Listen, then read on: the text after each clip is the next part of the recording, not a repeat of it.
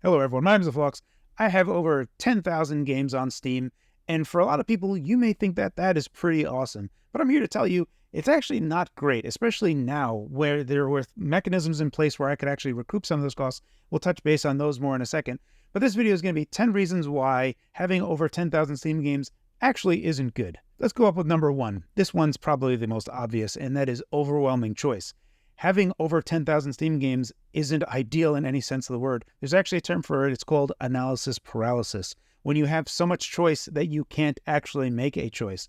This gets compounded when you are in a group of people. If there's just yourself, you have a problem just selecting one. If there are two or more, having a vast library actually makes picking a game if you wanted to play co-op or something even worse, because having so much choice means that you're compounding all of that analysis paralysis, and eventually you just don't choose anything. So having a smaller library, in fact, whenever I look at people that have relatively small libraries, like maybe 30 or 40 games, I actually appreciate where they're coming from, because what they're doing is they're actually enjoying and spending and playing those games and really cherishing the games that they have, which is another point that we're going to get onto in a moment. So let's go up to point number two. That's the economic impact of buying all of these games. Now, I was leveraging a lot of systems. So there were bundles, and buying bundles of bundles, you can actually get them cheaper. So I was joining groups that were buying bundles of bundles. So I was getting like 10 games for maybe $1.25 or $1.50 a piece. And then I would automate the process of generating Steam cards from them and then automating selling those. Now, at the time that I was doing this, selling Steam cards was still worthwhile. So in that respect, whenever I was doing it, I was making $1 to $1.50 per bundle. So effectively, I was more or less breaking even, and if there's foils in there, making money from buying all those. Now, naturally, I'm not making any money. It's just going into my Steam wallet. But if I could just get games and whatever money I'm spending basically just goes into my Steam wallet anyway, I didn't care. And all of the processes were automated anyway, so I just had a Docker container running on my NAS that would be farming these cards for me automatically, and then I would just sell them automatically as well. So there was no real work for me on my side. It was just, free games, basically. So after it's all said and done, I basically have around $1,700 worth that I've sold on the Steam marketplace. That is profit, but all of that was basically my Steam wallet. That $1,700 went to actually buying other games on Steam, which also headed my Steam library count. Reason number three, storage concerns. It's actually impossible for me to install every game that is on Steam. Like, it's never going to happen. So even if I wanted to install a bunch of different games, there are storage concerns that I have, especially as modern games are taking up hundreds of gigabytes. This becomes just impossible to actually have in a place that you're going to be able to have these games quickly and readily available to play. There is this weird juxtaposition where, because I have so many games, I want to install a bunch so that I can quickly jump into them and get something done. But the reality is that all of these different games that I'm trying to install just wind up taking space, and it's a lot of storage that I'm taking up just for the opportunity to play it at any given time that I want. So this is also pretty much a negative. Number four, updates that happen in those games.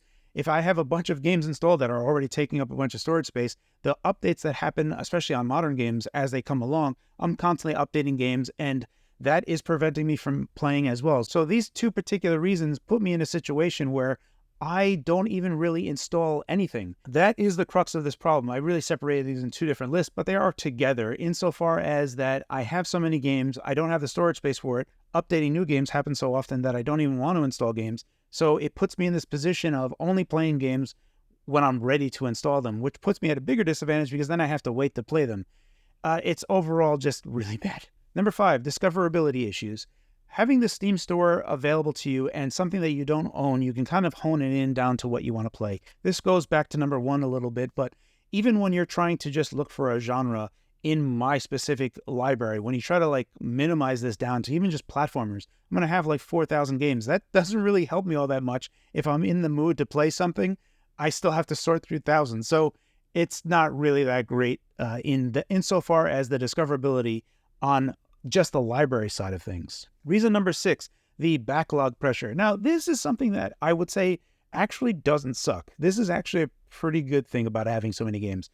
When I have so many games, I don't want to buy anything new. And probably is why I like Game Pass so much, is that it's been able to let me play day one games a lot sooner without having to worry about the monetary cost of putting the money out there to play day one games. So between my large Steam library and Game Pass, this has been a nice avenue for me where I've been able to not feel like I'm missing out.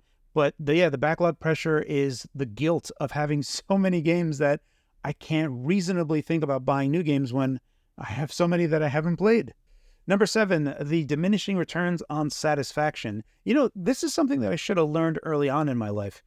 When PlayStation 1 games, when we were able to copy PlayStation 1 games, I went on like a rampage of just copying games and not actually playing them.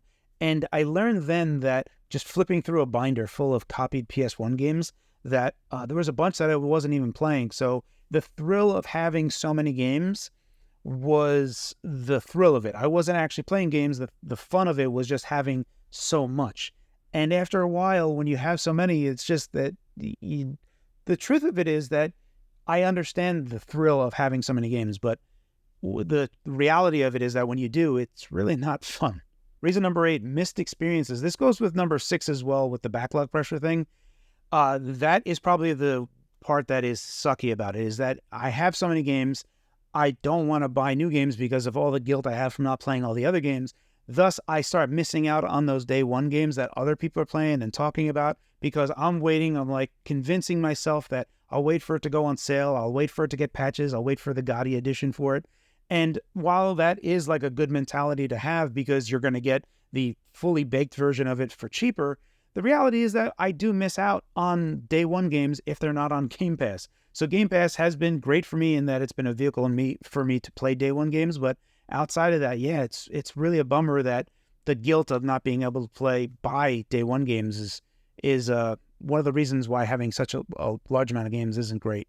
Reason number 9, quality over quantity. Obviously, because I have so many of these games, especially when I'm getting bundles of bundles, there's lots of games in there that, I have like weird puzzle games that I will never play in a million years. So there's just those games that I have zero interest in playing and they just act as a +1 to my library. But there's also other stuff there that is just mixing in and just bringing down my search results, the discoverability of the games that I want to play. I know that there's a bunch of garbage in there that I'm just not going to want to play or entertain playing in there. So having this many games ensures that I have quantity over quality, and that sucks. And reason number 10 is the decluttering or organization of my library itself. While Steam does have the ability to like self-categorize stuff, basically all I have done is made like a benchmarking tab, which has been helpful for me in my YouTube side of things. But when I need to categorize stuff that I want to play, it really doesn't enter into it because it becomes a Sisyphean task to actually accomplish it. It's just, again, something that I am not really able to do in any reasonable manner. Someone that has like maybe 500 games is going to have a far easier time organizing their collection in a usable manner that is going to be worthwhile to do. Whereas trying to organize my games, I could probably do automated stuff, but it's, again, I don't think anything that's worthwhile to do. So those are 10 reasons why having over 10,000 Steam games actually sucks. You should really be happy that you have way less games. So if you're a person that has like 40 games, let me know in the comment section how many Steam games you have. If you have like 40 to 500, honestly, I find that impressive. You've been able to avoid a lot of Steam sales, a lot of bundles, and you're buying games that you know you're going to play. So kudos to you for having the fortitude and knowing that you're not going to play all these games that you're buying and only buying the games when you're ready to play them. So that's it for this video. I hope it was informative, and as always, thank you for your time, and thanks for watching.